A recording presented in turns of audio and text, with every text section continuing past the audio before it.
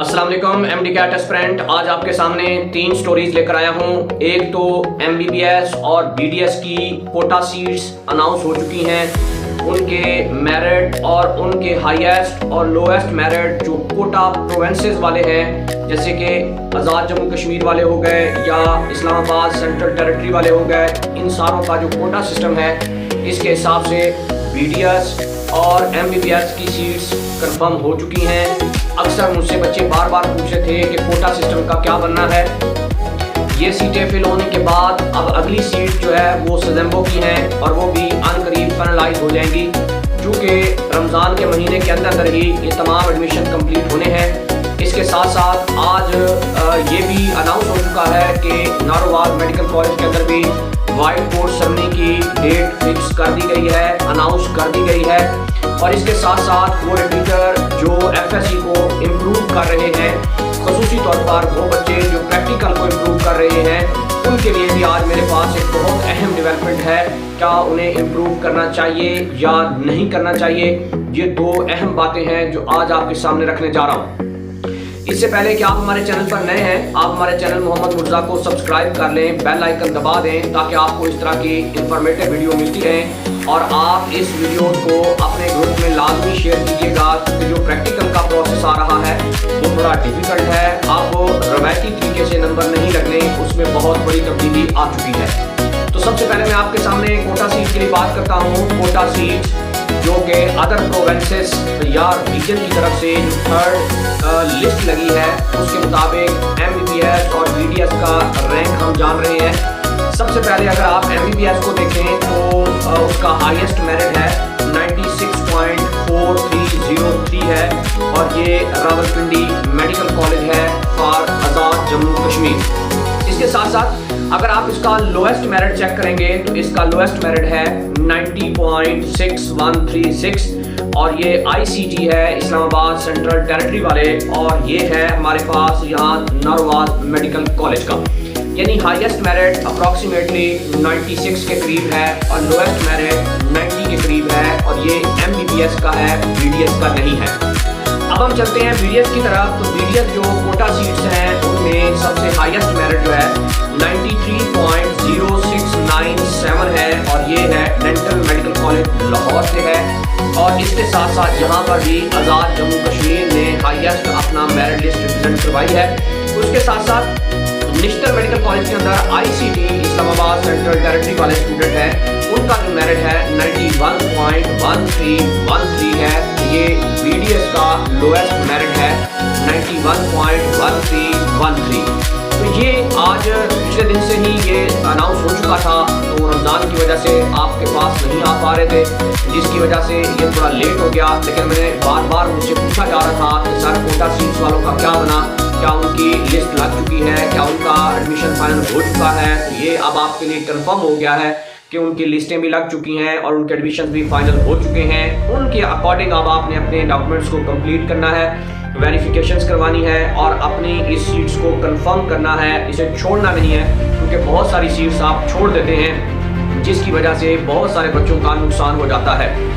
उसके बाद नारोवाल ने मेडिकल कॉलेज ने अपनी MBBS white board ceremony announce कर दी है और ये डेट है 28 फेब डेट है 28 फेब और ये बनता है कल सैटरडे का दिन बनता है। अपकमिंग सैटरडे को वाइट बोर्ड सेरेमनी नारोवाल की हो जाएगी। आई थिंक कि नारोवाल वो वाइट मेडिकल कॉलेज होता है जो सबसे बाद में आता है, और अब यहाँ पर आकर तमाम एडमिशन्स क्लोज हो जाएंगे और इसमें सिर्फ सलेम्बो वाले बच जाएंगे, बाकी तकरीबन ऑलमोस्ट सब चल जाएंगे। और फिर प्राइवेट सेक्टर के वो स्टूडेंट या वो कॉलेजेस जिनकी अभी सीट्स फिल नहीं हुई, उसके लिए भी आज हाई कोर्ट ने एक बहुत बड़ा ऑर्डर पास किया है और लाहौर हाई कोर्ट ने कहा है कि आपने जो एक्स्ट्रा फी प्राइवेट सेक्टर से आपने जो ली है आप उसे रिफंड करेंगे, आप उसे आगे अगले साल में उसको लेकर नहीं जाएंगे, क्योंकि अभी से आप बच्चों को रिफंड करेंगे। ये अपना यहाँ पर लाहौर हाई कोर्ट का सबसे बड़ा तगड़ा फैसला है जो उन्होंने आज प्राइवेट मेडिकल कॉलेज को ये इंडिकेशन दी है कि वो पीएमडीसी की हिदायत पर 100% अमल करेंगे। अब उसको जितनी फीस उन्होंने एक्स्ट्रा ली हुई है वो एक्स्ट्रा फीस उन्हें रिफंड करेंगे। ये एक और बात थी।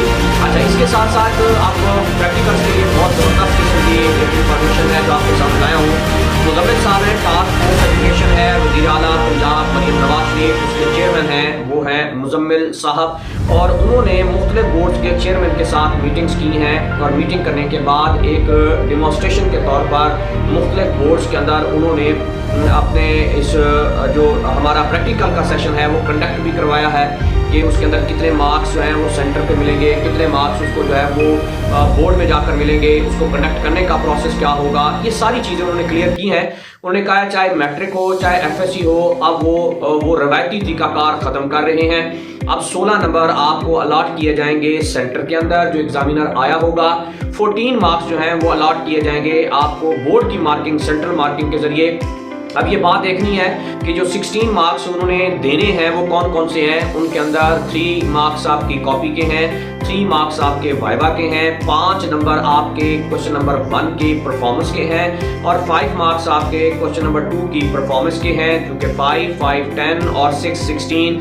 ये 16 मार्क्स आपको बोर्ड के उस सेंटर से मिलेंगे जहां एग्जामिनर आपका प्रैक्टिकल ले रहा होगा। उसके बाद 2 सवाल यानी 7 नंबर और 7 नंबर के 2 क्वेश्चन होंगे 7 मार्क्स के, ये अनचेक्ड होंगे और ये चले जाएंगे बोर्ड के अंदर। वहां से दोबारा प्रैक्टिकल की मार्किंग होगी। अब वो जो 30 की लाइन लग जाती थी 30/30, 30/30, अब उसके अंदर थोड़ा सा अब प्रॉब्लम आएगा। वो बच्चे जिनके 28 मार्क्स हैं, 27 हैं, 29 हैं और उन्होंने दोबारा से इम्प्रूव करने का सोचा हुआ है, तो मेरी उनसे रिक्वेस्ट है कि वो काइंडली इस साल कम से कम इम्प्रूवमेंट की तरफ ना जाएं, क्योंकि अभी कोई बिल्कुल वाज़ेह पॉलिसी उनकी क्लियर नहीं हो रही, जिसकी वजह से आपको नुकसान होगा। और ये ना हो कि कहीं आपके नंबर कम हो जाएं, मीन आप वही प्रैक्टिकल भी दें लेकिन उसके रिजल्ट्स भी सामने ना आए। तो मेरी ओपिनियन आपके लिए यही है कि इस साल अगर आप प्रैक्टिकल को इम्प्रूव कर रहे हैं तो आप प्रैक्टिकल इम्प्रूव मत करें, बल्कि वही नंबर जो आपके हैं उसी कंटिन्यू करें। लेकिन अगर बहुत ज़्यादा कम नंबर हैं, किसी के 20 लगे हुए हैं, 18 लगे हुए हैं, तो वो ज़रूर इम्प्रूवमेंट के लिए जाएं, क्योंकि इससे कम से कम आपके नंबर ज़रूर बढ़ जाएंगे। तो ये एक बहुत बड़ी डेवलपमेंट है प्रैक्टिकल सेशन के लिहाज से, और ये नई नई चीज़ें एफएससी के अंदर और मैट्रिक के अंदर इन्वॉल्व होती जा रही हैं। अब मुझे लग रहा है कि वो रवायती रट्टा सिस्टम ख़त्म होता जा रहा है, अब ओ लेवल की तरफ आ रहे हैं। अब आने वाले वक्तों के अंदर जो 9th क्लास यानी जो अब प्री 9th जिसे हम कहते हैं या लेवल 8 हम कहते हैं, जब वो आगे आएगी तो सुनने में आ रहा है कि उनकी टोटल ग्रेडिंग हो जाएगी। अब जो 9th क्लास है इसकी ग्रेडिंग भी होगी और मार्क्स भी होंगे। तो जो इससे बाद वाली 9th क्लास आने वाली है जो अगस्त से स्टार्ट होगी, उसकी सिर्फ और सिर्फ जो है वो ग्रेडिंग होगी। यानी अब सारे का सारा निज़ाम जो है वो ओ लेवल ए लेवल की तरफ लेकर जा रहे हैं, ताकि ये जो डिफरेंस आता है दरमियान में ये बिल्कुल ख़त्म कर दिया जाए। तो ये एक इंफॉर्मेटिव वीडियो थी, उम्मीद करता हूँ कि ये आपके लिए फ़ायदेमंद हुई होगी। अगर फ़ायदेमंद है तो आप इसे लाइक करें, शेयर करें और हमारे चैनल मुर्तज़ा को सब्सक्राइब कर दें। मिलते हैं कल एक नई वीडियो के साथ, तब तक के लिए इजाज़त दीजिए। अल्लाह हाफिज़।